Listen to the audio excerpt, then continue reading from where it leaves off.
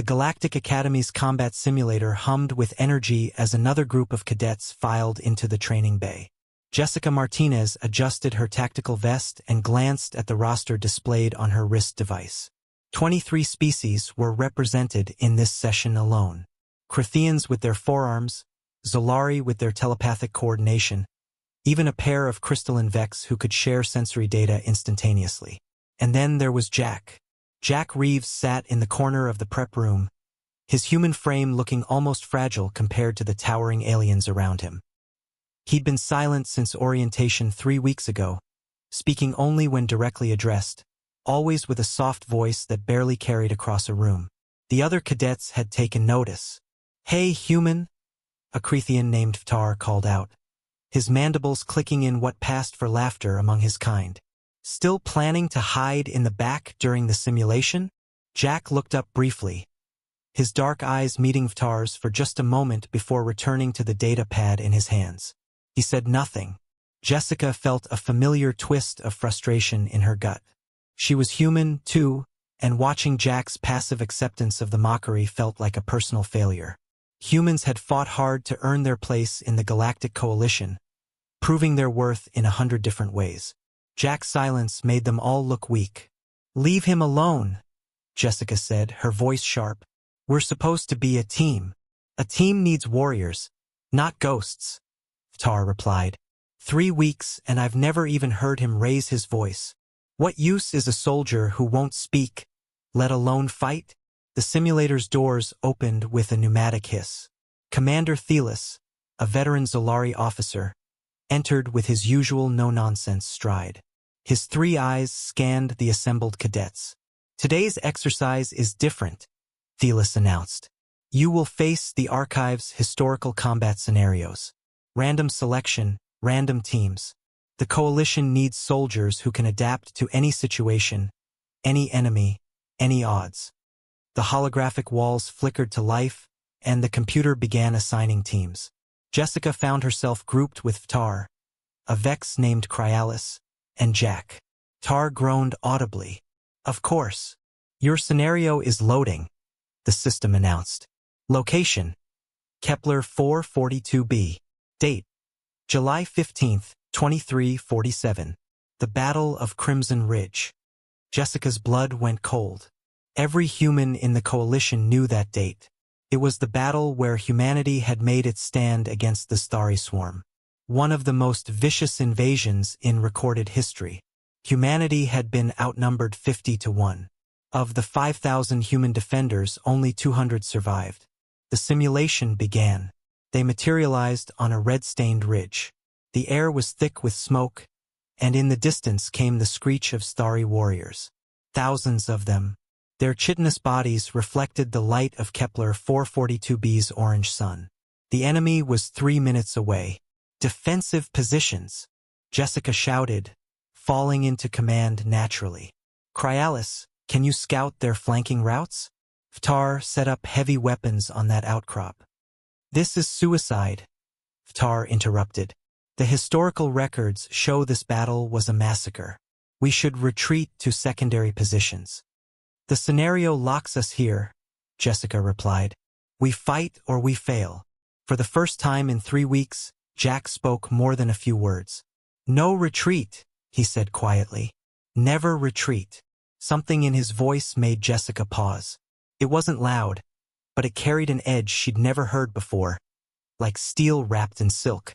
Jack moved to the ridge's edge, looking down at the approaching swarm. He closed his eyes for a moment, and when they opened, Jessica saw something different in them. Recognition. Memory. "You know this battle," she said suddenly. "I was here," Jack replied simply. Tar laughed. "You? You'd have been, what, 12 years old?" 14, Jack corrected. "I was 14 when Crimson Ridge fell. The Starry were 90 seconds away now." Jack's hands moved with sudden practiced efficiency. He grabbed a rifle from the weapons rack, checked the charge, and moved to a position that Jessica's tactical training immediately recognized as optimal. His entire demeanor had changed. The quiet boy was gone, replaced by someone who moved like liquid death. "Jessica, mark targets at grid 774, Jack said. His voice was still soft, but now commanding. Cryalis, I need enemy density maps every 15 seconds. Tar, when I say rain, you lay down suppressing fire at my designated coordinates. No hesitation. You can't possibly, Tar began. Combat ID Jack Reeves, Jack said, and for the first time, his voice rose to a clear carrying tone. Kepler 442b, sole survivor. Charlie Company, 3rd Regiment. Jessica's breath caught. She accessed her wrist device with trembling fingers and pulled up the historical records. There it was, buried in the archive. Private Jack Reeves, age 14, the youngest soldier ever deployed in coalition history, granted emergency conscription when the Thari invaded his colony world. But the record showed more.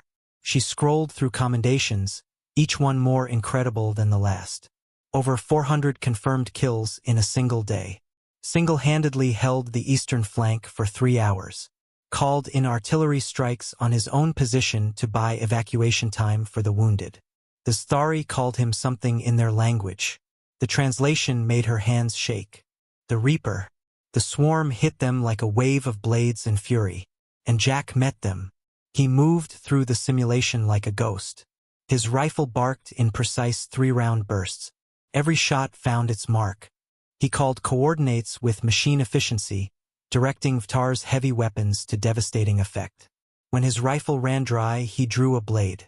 Jessica watched in awe as he held a choke point against a dozen Thari warriors with nothing but cold steel and colder determination.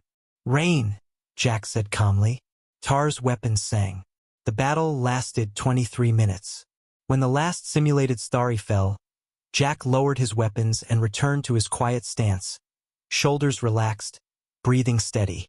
The simulation faded. They were back in the training bay. Commander Thelis looked at his datapad, all 3 eyes widening. Historical accuracy. 98%, the commander said slowly. Efficiency rating superior to original battle outcome. Casualties 0. Jack walked past Vtar, who stood frozen in shock. The Creathian's mandibles hung open. You're the Reaper, Vtar whispered. The human who held Crimson Ridge alone. Jack paused at the door.